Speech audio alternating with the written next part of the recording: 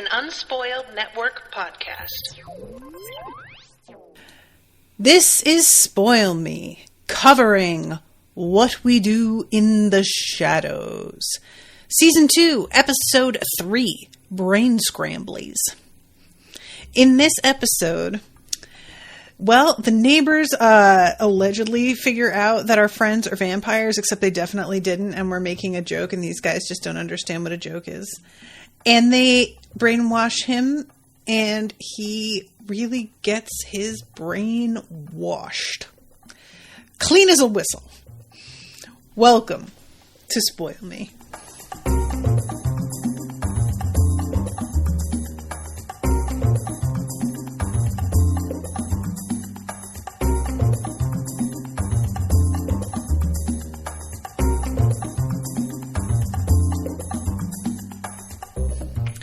Welcome to the show, everyone. I am Natasha.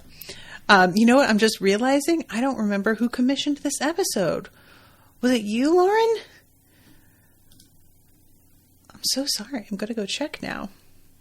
It was Lauren. Yay! Thank you, Lauren.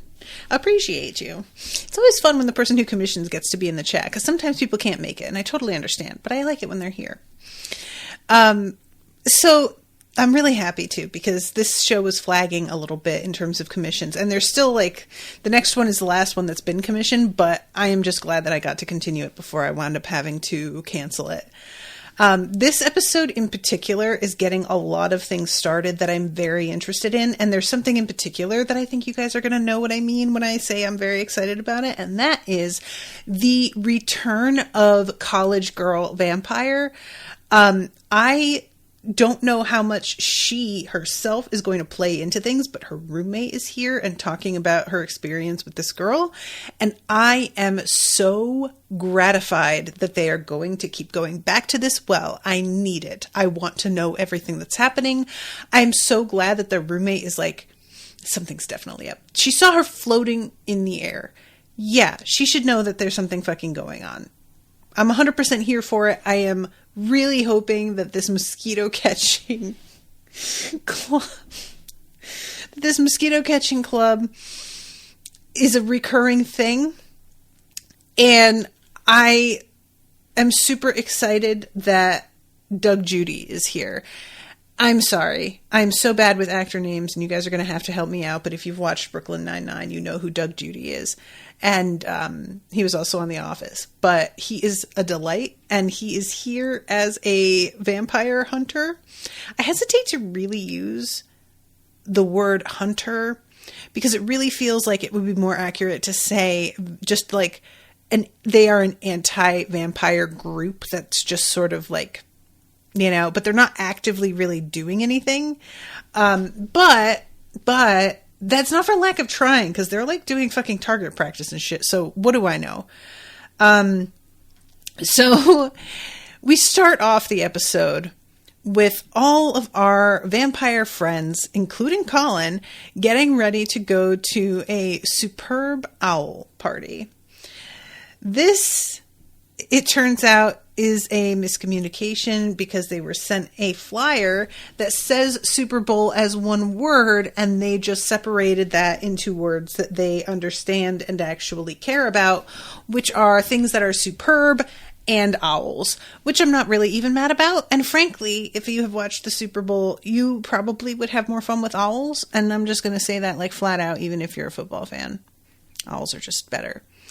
So, and it turns out that Colin is yeah, I did try to correct them, but not that hard.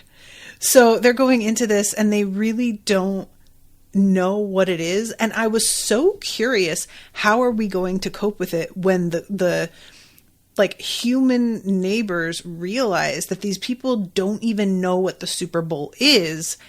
And it turns out that it doesn't actually ever really come up, because they spend so little time with the game. What I thought we were going to get in this episode was going to be our vampire friends being sort of mystified at the weird rituals and stuff that surround sports, and trying to understand the concept of a game like this where there's nobody being killed, or just the overall there's an aggression to sports, and they could get on board with that.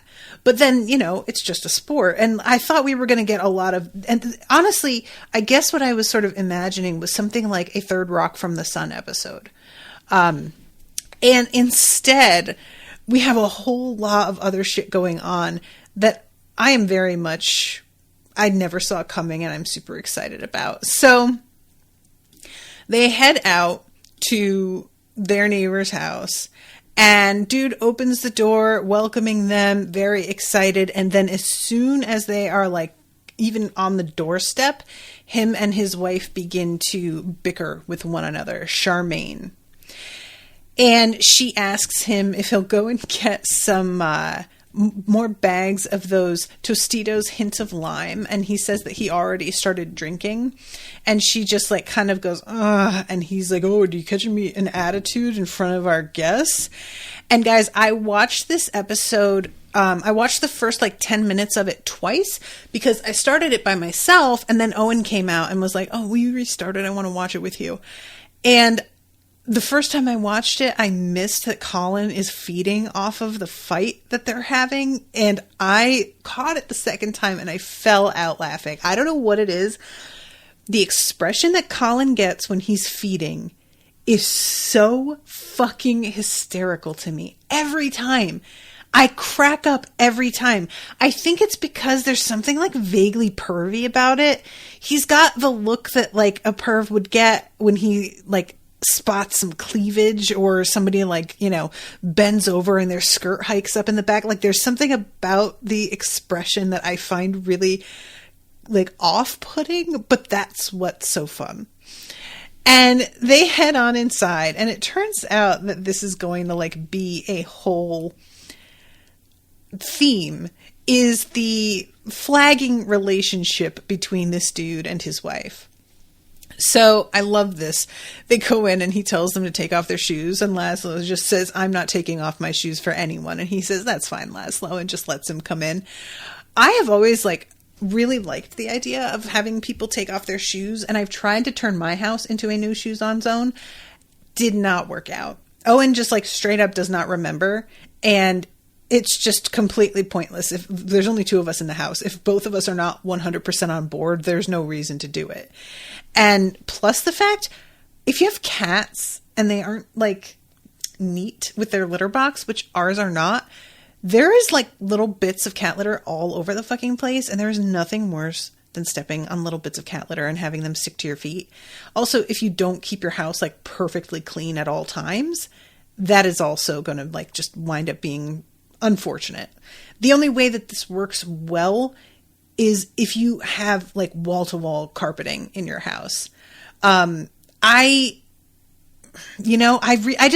remember as a kid when I went to the houses of friends of mine who had more money than we did, they always had their wall-to-wall carpeting, and you took your shoes off in the little like mud room or the foyer or whatever before going in. And for me, it was sort of like a mark of like, oh, their place is nice and they're trying to keep it nice. And so I got it in my head that I eventually wanted to do that. I'll keep you posted, guys, if I ever manage to make it happen, but so far no dice. And Owen's like grandparents, I would kind of expect them to be that type because they're very neat and they're like always very concerned about the appearance of their house, and they don't do it either. So I don't think that if I tried to make that a thing, that if we had guests, it would be upheld either. Anyway, nobody cares. Jan says, full-blown perv, remember the town hall. Oh God, I don't remember. Shit. I don't remember, Jan. It's been such a long time now. So they're going to this and hoping that like when they come back, Guillermo's going to have a nice selection of virgins for them. And we see him just typing in virgins in my area into his computer and then going, I don't know why I always do that, because of course everything winds up being censored because it's all porn sites.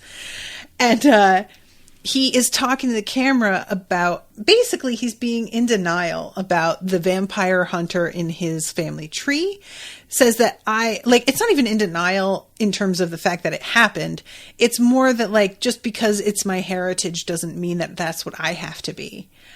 But then he makes a comparison about how, like, just because somebody's an amazing baker doesn't mean that I'm one. And then he says, but I am actually, like, a really, really good baker. And then stops and goes, wait, oh no.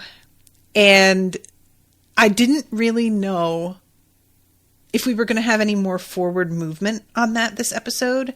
This show does that thing where it will, like, drop an idea and then it will sort of let it simmer for a couple eps and then it will come back around eventually, but it doesn't, like, necessarily progress every time.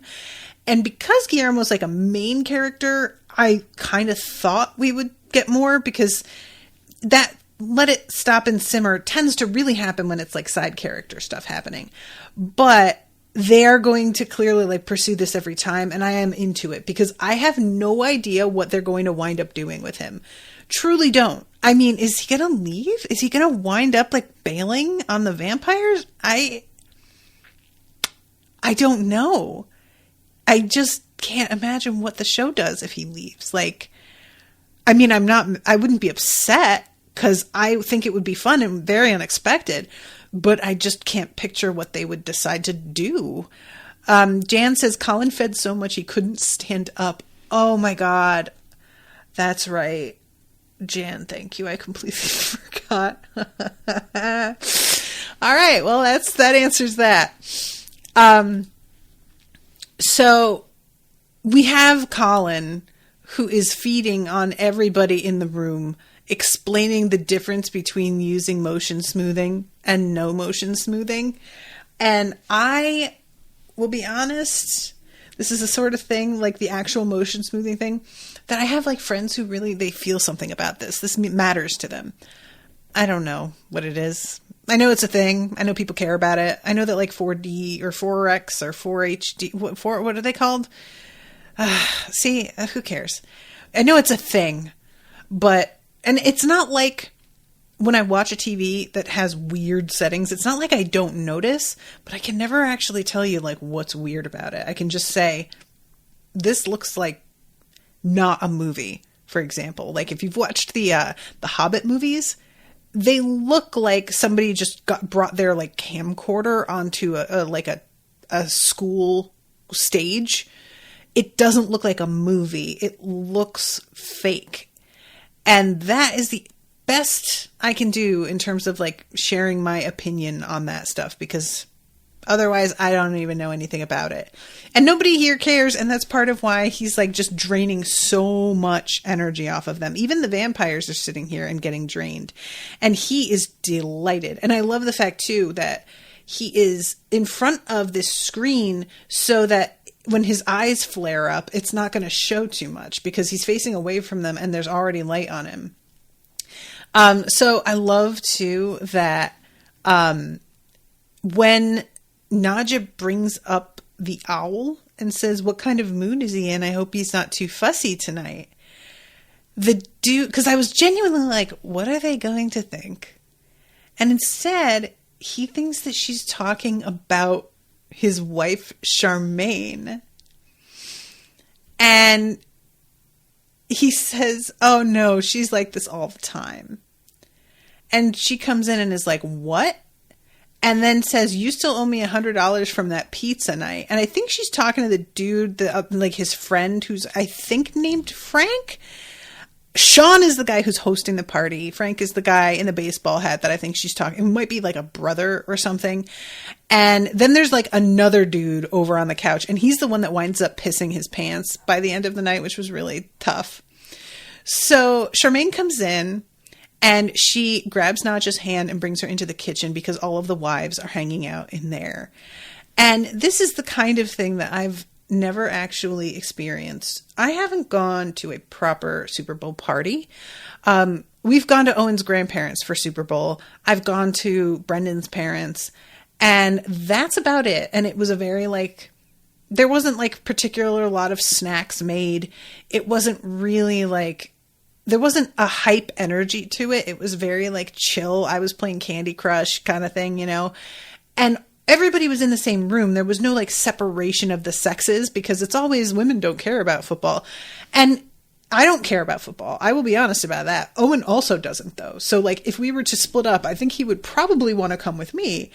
That said, if I'm over for the Super Bowl, I kind of would want to be in on the game. Like, I don't want to go over there and then just chill somewhere else, unless I guess I'm friends with the women who are there, which I'm assuming is what's going on, is that like they're all just using this as a reason to like hang out together and bitch about their husbands is like the main thing that's going on. And it is such a delight.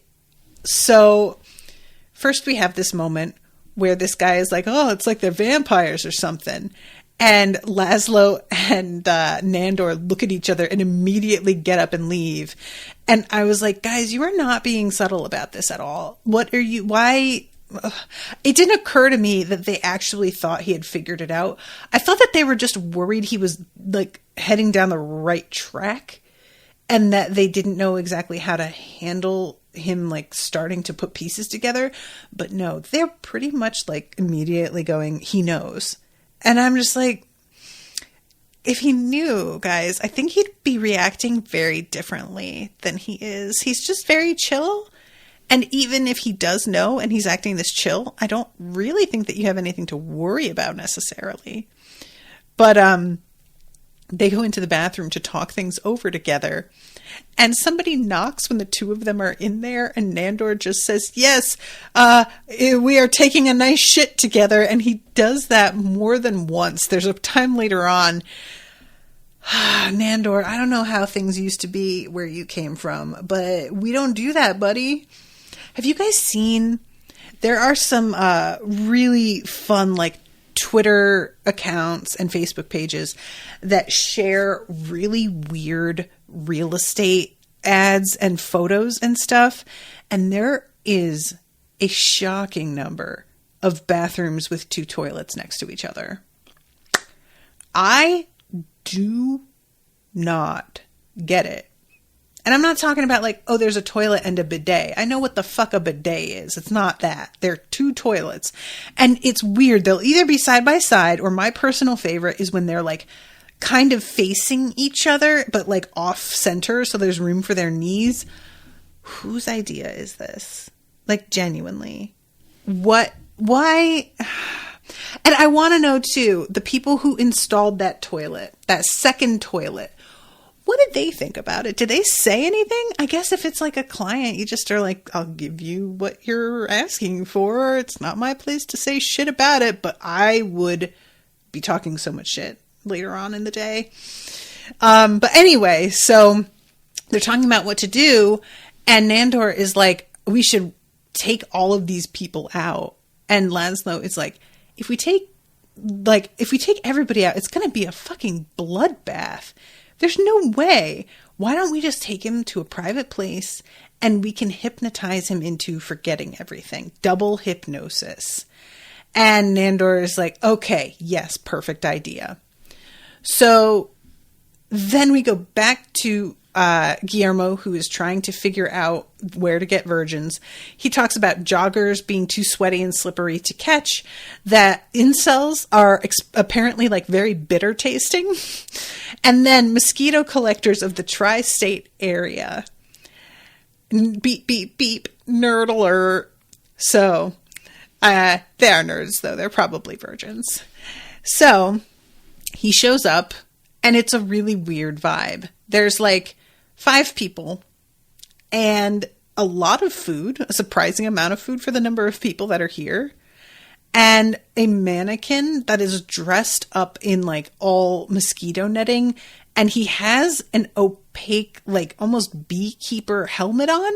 And this was the moment that I started to be like, okay, what is this? Because that doesn't look right at all. This feels weird. And Guillermo comes in and says, how long have you guys been collecting mosquitoes for? And everybody looks at the camera, which is just such a weird thing because I keep forgetting that the conceit is the camera crew is following folks around and everybody can see them, you know? They're treated as just part of the furniture so often. And then whenever we get a reminder that people can see the crew, I'm like, oh, right. So they're like a little bit hesitant to say anything. I mean, let's be honest. Most of us, if we were having a secret vampire hunter meeting, would not talk in front of cameras, but they are going to go ahead and do it. Lauren says, oh, 2 toilets, no way. I have a strong opinion that I don't even like double sinks. We should never both need to be washing faces at the exact same time. Give me some bathroom peace. Lauren, that I like having double sinks. I do understand what you mean, but I do sort of enjoy, Owen and I will like hang out and brush our teeth together and listen to a podcast on a speaker together. So for me, that would be no problem, but I respect wanting to like at least be alone in the fucking bathroom. I think too, if you have kids, that would probably be even more of like, I at least need a room in the house. There won't be another person here with me because fuck, you know? But personally, there are so many times that I have wished we had 2 sinks because I swear to God, Owen shaves and he doesn't clean up and there is just beard stubble all over my shit. It's the worst. And, you know, I do all kinds of like hair care stuff. So I leave my shit all clustered around it and he gets really irritated because there's no room for any of his stuff. So, but yeah, so this moment, he says, what makes you so interested in mosquito collecting, son? I love insects. And this is when Doug Judy, which is what I will continue to call him, gets right up in his face. Mosquitoes are an evil, deadly species. Doesn't the fact that they drink human blood sicken you? Yeah. Sure about that? Well, you guys are the ones with the mosquito club. Guys, you're not sickened by the other creatures that drink human blood? Creatures with sharp teeth and stupid accents. And I love Guillermo's like quick flick over to the camera, and then you mean vampires? You said that, not me. You did. But yeah. Oh, what a lovely twist. I did not see this coming. It's so good. I really want to know how they were like, because they say later he's the first person that they've ever done this little reveal on. And I would love to see this done to somebody who has no belief in vampires whatsoever, because that is just a moment of, I have to get out of here. Like, can you imagine? Like, this is what this reminds me of, guys. I remember getting like an ad for something, and it was like, I was younger. I was still with my first fiance, Ruben, and we got an ad for like getting something free, and it turned out to be a pitch to get part of a timeshare. Have you ever been tricked into like attending a timeshare thing? The moment when you realize that shit is what it is, and they have like closed the doors up, and it feels just so awkward to get up and leave. Plus, you came here with the expectation of getting your shit, and you know you will get it as long as you sit through the whole thing.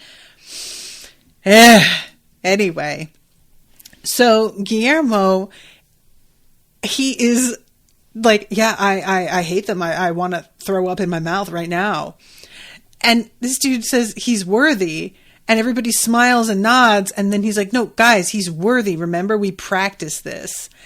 And then they hit the lights, which turn red. They close this like barn door thing, and they pull the cover off of a table that is covered with vampire hunting tools. There are stakes. There is a huge like office style gallon of, not gallon, like it's like 20 gallons of holy water. It is a real moment of Guillermo looking around and like obviously feeling a way about the fact that he somehow fucking stumbled into this. And later on, when he is talking to the camera, he is just like, I keep trying to like pretend this isn't a thing. And then this happens. Like, there's no way this is a coincidence. This is a fucking sign. And I'm like, yeah, 100%, bruh. Like, no doubt.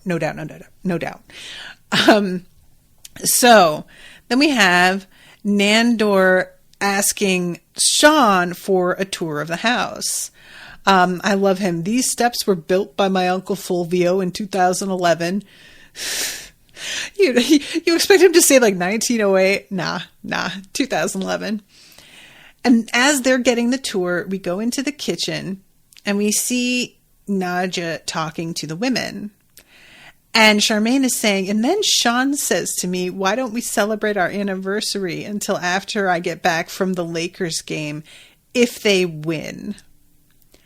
And one of the other women, my Ronnie, did the same exact thing to me, only he did it on the same day as my sister's funeral. And Nadja is like, oh my God, I forgot that if you like are human and you mate with somebody, they age, and so do you, and things change, and it's just, and she says, can I ask you, my ladies, you are all such strong, beautiful, vicious, vibrant women. How did you all end up married to such boiled potatoes? I was watching this with Owen and just trying really hard not to make eye contact with him, because there are times where I think he feels pretty self-conscious about this. The thing with Owen is that he's going through a real thing lately with his mental health. And also he suffered a lot of losses to his family last year. So he has been struggling the past few years. And he had got started on several new medications, one of which causes him to be so tired all the time. So whenever he's got free time, he's napping. And he's been feeling a bit he's not only frustrated about it for his own sake because he's always tired and that's just a shitty way to live, but he feels guilty because he's I never want to do anything anymore. And don't get me wrong, it sucks. It's very frustrating for me, but I, to a point, I really get it. And there are so many women that wind up in this, that's why it's a cliche. Dudes talk about women gaining weight and whatever, and they never ever stop to think about the fact that they have just stopped trying in any way. It's so it's always talked about how once you get married, they don't want to give you head anymore, is one of the things about women just stopping trying, I guess, after they've hooked you. And what's so funny to me about this is that they're in modern day, when women can go and get a bank account and a job and their own place, there is no advantage to getting married for most women other than maybe having the shared income to pay for a nicer place to live. In the past, women had to get married because we didn't have any other options for living. Literally, we would either get married or we would continue living with our parents because we weren't allowed to have our own bank account without a, male family member signing off on it. We couldn't open our own credit cards or anything like this. And so there used to be an advantage to it for women built in because of patriarchy. So when you say advantage, it was really just it wasn't really an advantage, but they made it seem like an advantage by taking other rights away. Nowadays, men are the ones that make out like fucking bandits in marriage. I mean, it's an unfortunate thing, and it's not true of every relationship. I mean, Rashawn's relationship, for example, is a particularly her husband stays home. He's the one that does grocery shopping, cooks, takes care of the house. She works, and it's a complete opposite situation. So it's not everybody, but for the most part, men are not expected to make the contributions to the domestic end of things and are treated like absolute kings if they lift a finger. And yet, marriage is still framed as something that women want and men are terrified of and avoid at all costs. And it's get the fuck out of here. You guys are just completely killing it when you get married, and you know it. Stop. Why are you pretending? It's just because they're acting like now I can't fuck anybody I want. You could never fuck anybody you wanted, Shawn. You never could. That was not how you lived. You know it wasn't. So stop.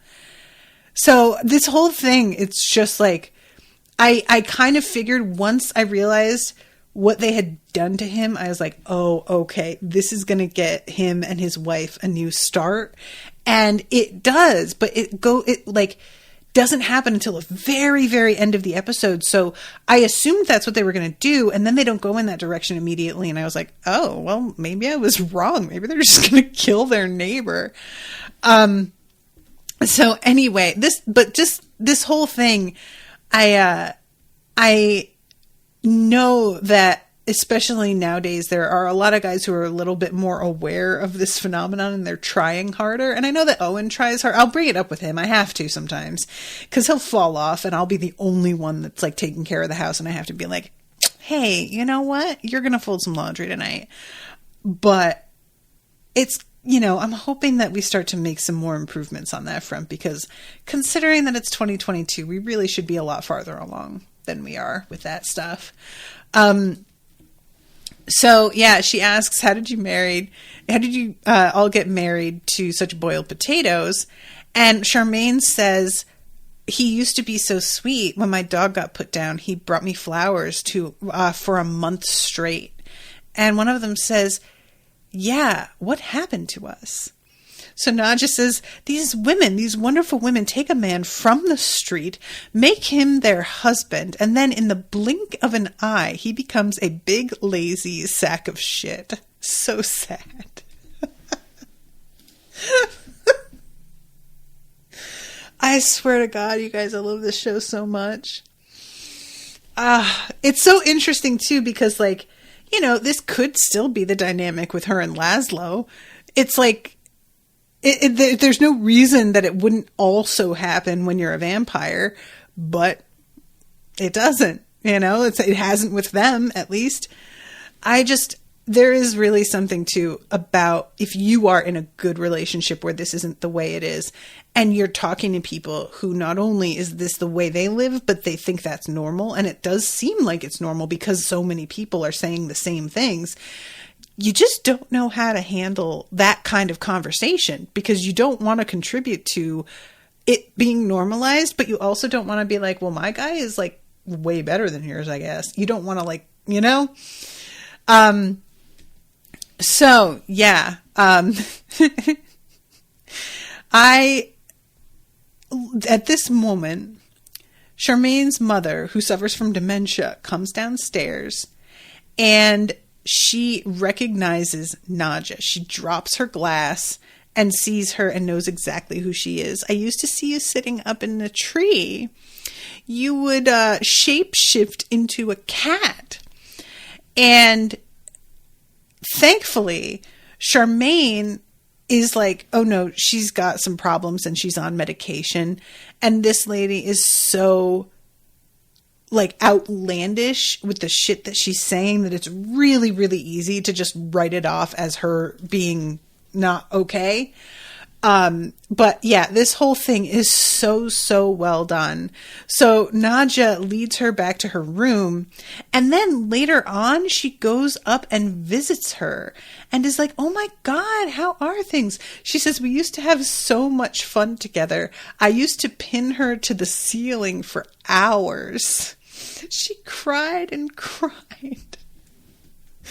I really as much as, Nadja is the more level-headed of our group, we still get these reminders of how little she is connected to human emotion and stuff. And this really comes into sharp relief later on when they're dealing with Shawn, and all of Shawn's reactions to everything should really be keying them into the fact that he is not having a good time. But they are all completely unable to decipher human emotion for the most part, it seems like. So any extreme emotion is seen as a positive, even if it's terror. So yeah, she goes upstairs and visits her, and they start talking about old times. And then she asks her, did you ever marry that boy you liked? And Grandma's like, oh yeah, I did, and shows her a wedding photo. And she is wearing a necklace that had used to belong to Nadja. And it was a jade necklace that her mother wore when she was getting attacked by a bear. And jade is apparently the kind of stone that sucks up screams of despair. And because her mother was screaming as she was being eaten by this bear, really like strong and loud. It really made an imprint. So it's now like this keepsake to Nadja, and she can hear the screams coming off the necklace. I swear to God, guys, I don't know where this show gets this shit, but it's great. And when she sees this and assumes, of course, that this girl stole it, which I guess she did, like that seems to be the implication, Nadja loses her mind and attacks her, like full on in her face. Where is it? And the old lady, it's unclear whether or not she knows where it is and she's just not telling, or if she doesn't remember it and is just so like kind of befuddled that she has no idea what Nadja's talking about. But either way, she does the whole "I'm being attacked" thing. And they like come in, and again, Charmaine does not believe her mother, and it's just like, you go outside and have a good time, Nadja. I'll take care of this. So then we have Nandor and Laszlo handling things downstairs with Shawn. He has a full collection of Ocean's 12 memorabilia. I love this so much. I always, whenever we get a bit like this in any show, I'm like, I wish I was at the table in the writer's room when they came up with this idea. Because you know that they all were like, okay, what's a movie that he collects shit from that is kind of like not that great a movie? And chances are somebody first said Ocean's 11, and they were like, what about if it's like one of the sequels and it's not even the original one? And that does take it to the next level of just like, what the fuck, man? What? And as he's talking to them, Nandor is just like, okay, you need to shut the fuck up talking about that. And he says, we know that you know our secret. What secret? That we are vampires. What? You said it yourself downstairs in front of all your round friends, is what Nandor says. I was just joking. You're not vampires. Get the fuck out of here. And then they both just hover.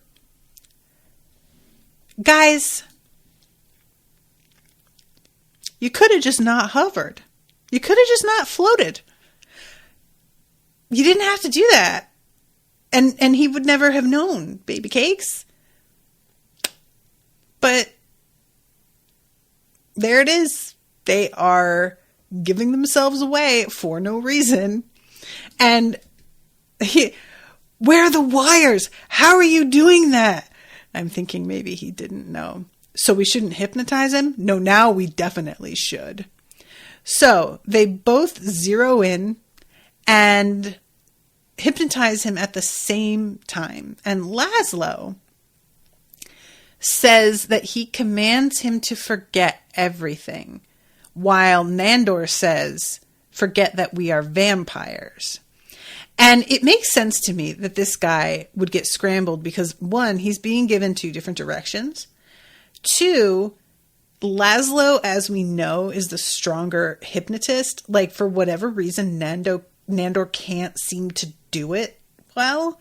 So if Laszlo's giving the order to forget everything, I am going to expect this guy's brain to be fucking wiped. That makes sense to me.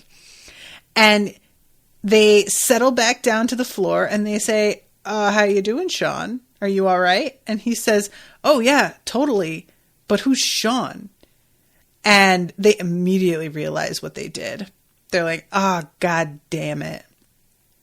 So we go back to our mosquito club. Some names for vampires: mosquitoes, suckers, biters. Those are not names for vampires, guys. I mean, you can say that they are, and you can make them a thing if you like try hard enough, I guess.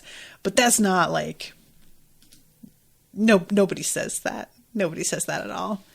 So this is when Guillermo, I know it seems like a big coincidence that I go out looking for virgins and find a secret den of vampire hunters, but this is no coincidence, okay? It's like the universe has been trying to tell me for a long time, hey, Guillermo, and I've been like, I don't know, I don't think so.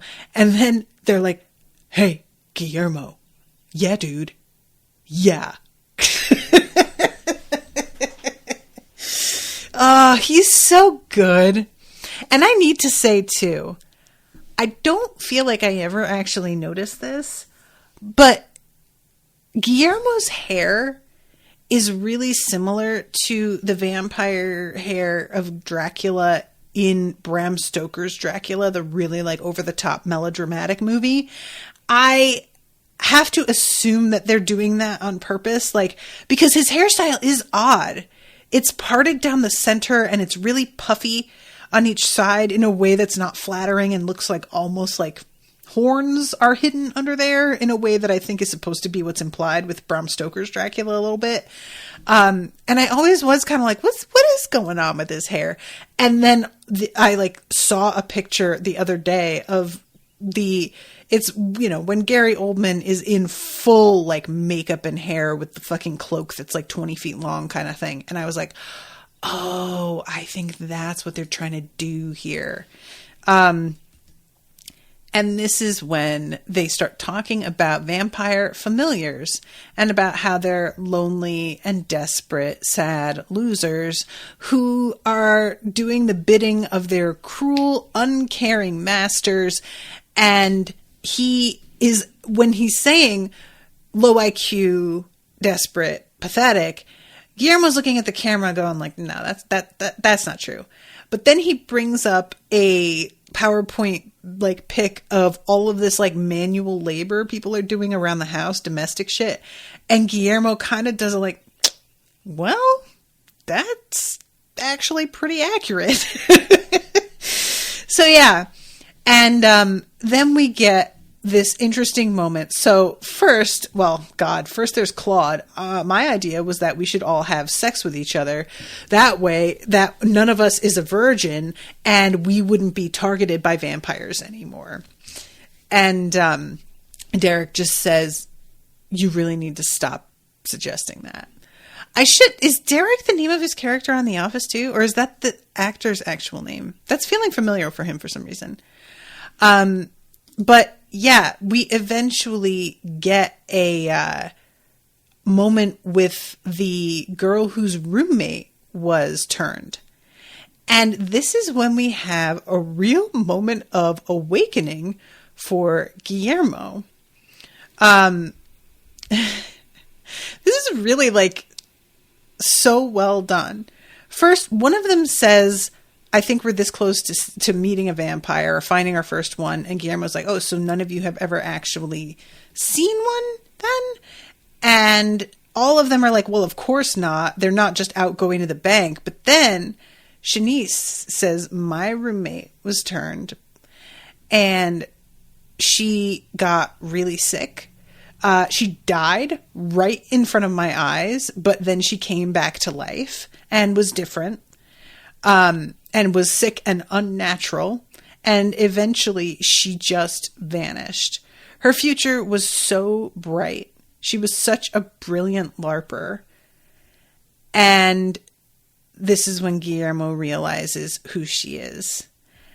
And says that I never really stopped to think about the friends and family of the victims. I guess I just turned that part of my brain off. And he is truly like freaked out over the fact that he was able to do that so effectively that it seemed to literally never even occur to him what was happening. That he was collecting victims for killing. He has like never, and you know, I've said this before myself, you guys, when I was watching this, that like Guillermo seems like such a nice guy and then is so cold-blooded that he's just selecting folks to be murdered and seems so unbothered. And I really appreciate them like addressing that here in this way of just being like, yeah, he just stopped, like, and that can happen in just general, like, if you are surrounded by bonkers behavior, it ceases to be bonkers to you because that's like how you live in the world. And when you're around people who don't behave like that, that's what seems weird. So if you're around anything long enough, it becomes normalized to you. And so that is, yeah, what he did. And he starts crying as he's talking about this. Collecting victims, it's all so nasty and ugly. And, you know, I devoted my life to it. So, and then you just see his like lip tremble. And I was just like, oh my God. I just didn't expect this kind of thing from him, at least not this soon. And I am just loving it. It is so completely unexpected.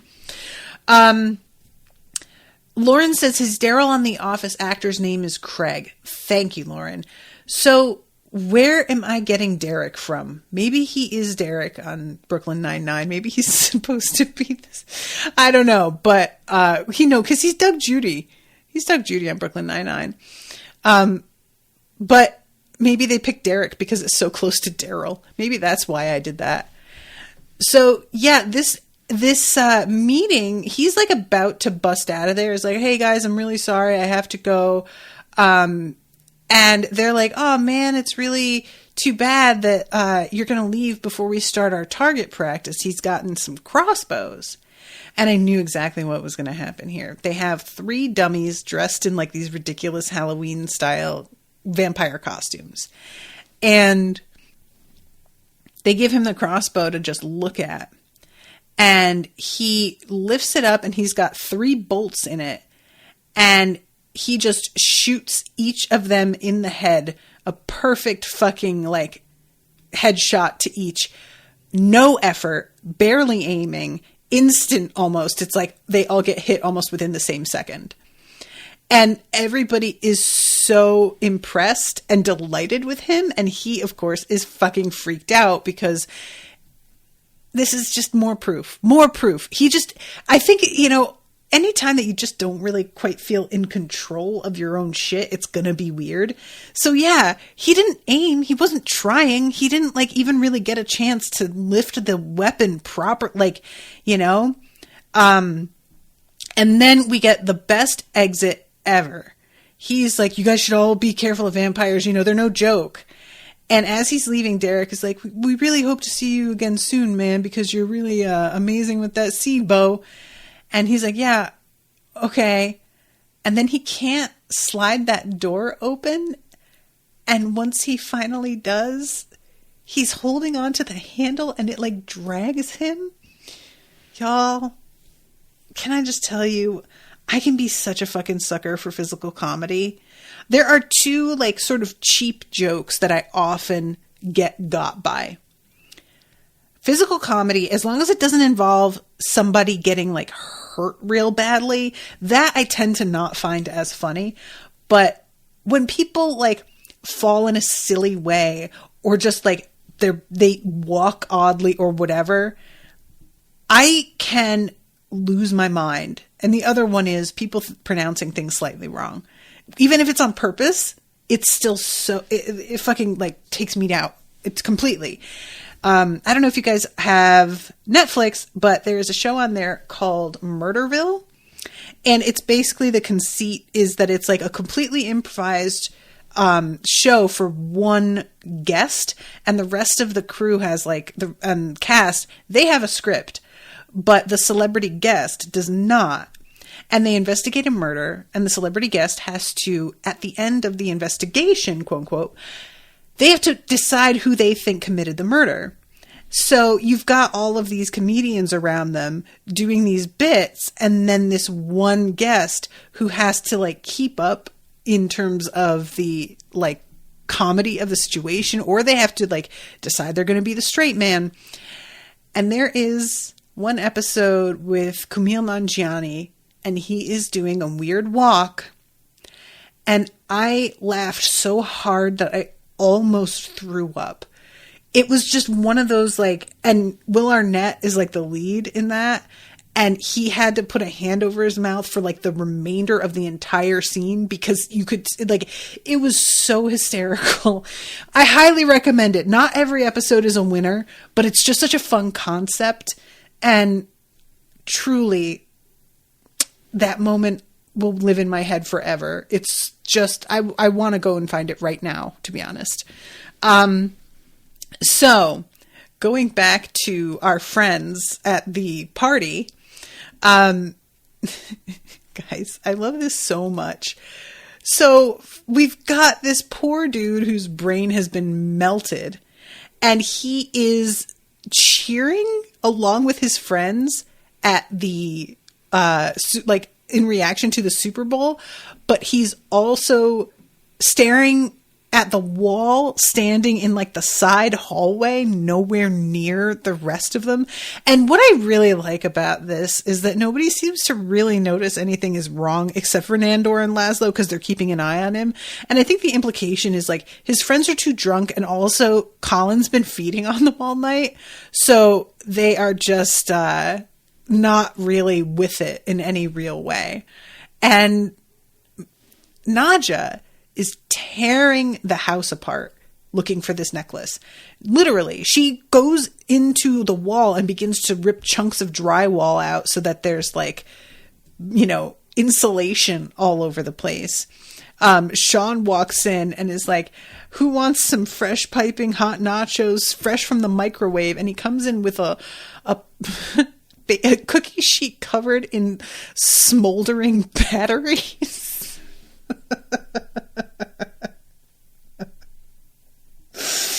Oh, it's so stupid, but God, it's so funny. This show is so good. Shawn, those are batteries. So this is when we get Laszlo. It's possible to over-hypnotize, and I fear that's what we've done with Shawn. There's various levels of over-hypnosis. If it's not too serious, it's what's called weak brain. Slightly worrying, it's called thoughtless sallies. And if it's a fucking nightmare and you can forget about him, it's brain scramblies. And essentially, the only way to deal with this is to rip his head off, Nandor saying. We should do the humane thing and rip his head off. And I was sort of surprised because I thought there might be a way to like undo it. Like in sitcoms where somebody hits their head and they get amnesia, and then it turns out the way to get them back is to just hit their head again. And that's always like, I kind of thought maybe we would reach a point where they just could undo this issue, Not so. No, he's just going to be like this, apparently, and the only option is to either kill him or learn to live with him as he's like this. So they get together, and when Nandor is saying, we really do need to just kill him, Nadja is fully on board and is like, yeah, he's right. That's the only option. And Laszlo says, all right, look, if we have to do that, we really need to give him one last good night before we take him out. And I love Nadja being like, Nandor is right. Have you gone soft? What's up with you? But yeah, so they take him out and they do a couple of things. First, they pick him up and go flying while carrying him. And he is absolutely screaming and hating it so much. I loved this because it felt like they were playing this music while this was happening. And that's almost like, it was almost like choral music. And it sort of reminded me of that, the Christmas music for The Snowman, I think is the name of it. I never actually saw it, but it was like a children's illustrated book that they made into like an animated, Christmas film. And the kid goes flying through the air with the snowman and visits like different places. And I really got the feeling that they were like going for that a little bit in that moment, like making a joke about it. But I might just be reading into that a little bit too much. That might just be me. And then Nandor is like, oh, okay, let me show you how I can transform into a bat, and begins to like come at the guy. And this dude is freaking out. And Nadja is like, oh, look, he's having a wonderful time. This is so nice. She climbs up the side of a building really creepily. And it's just, I really want to see the way that they do these like stunts with this show. It's such a weird, the way that she is up there. I'm like, I really feel like I can see something supporting her, but she also has this weird coat on. And then they say that we decided to throw you a puppy party, and Laszlo snaps his fingers and a bunch of like dogs that are being painted as vicious, even though their tails are wagging and they're obviously very happy.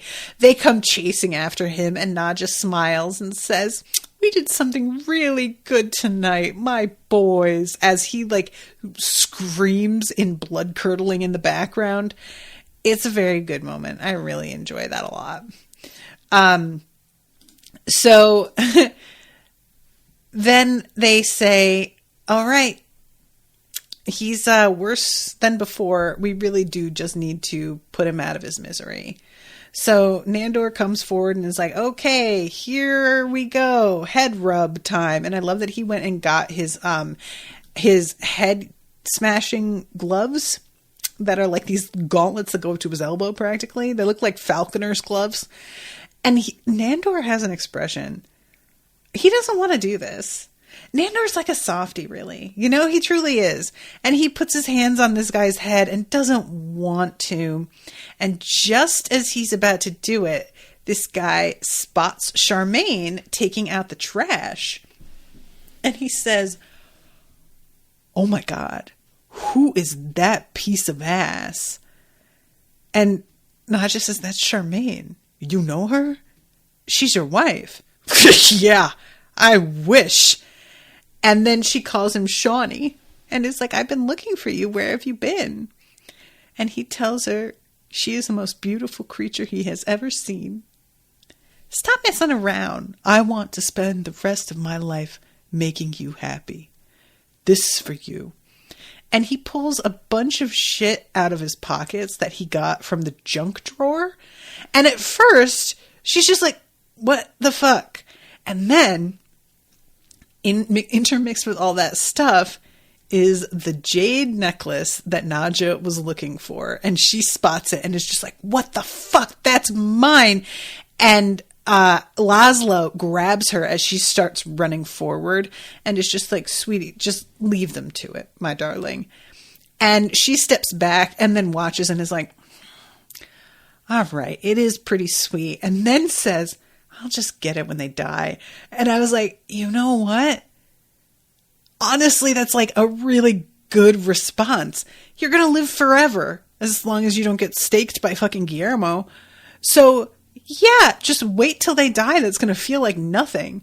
You know, it's like letting your friend borrow something until like, you know, next semester starts or whatever. Like, I loved that response. That made a ton of sense.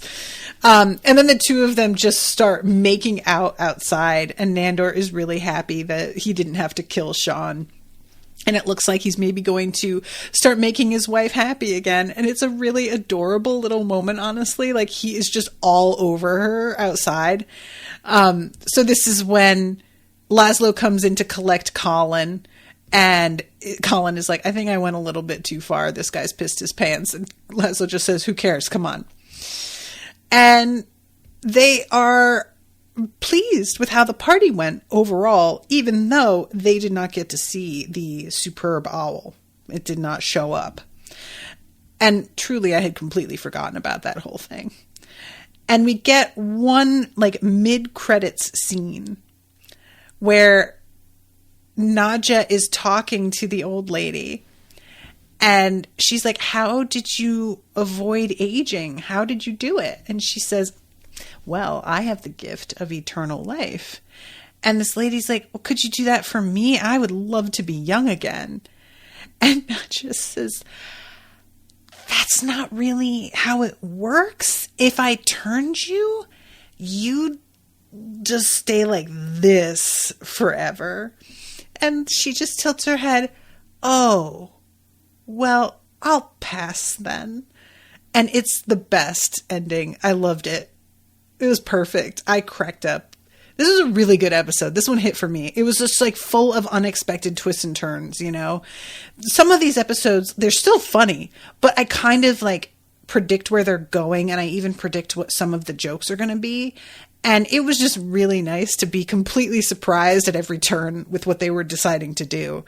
So yeah, I'm very excited. So the next episode, I think, isn't going to be for a while. Let me take a look. March 29th. So not too long, but yeah, just keep an eye out, guys, for that. I will post everywhere once I'm about to record. And appreciate you very much, Lauren, for commissioning this one. And I appreciate all of you for joining me. Until next time, toodaloo, motherfuckers.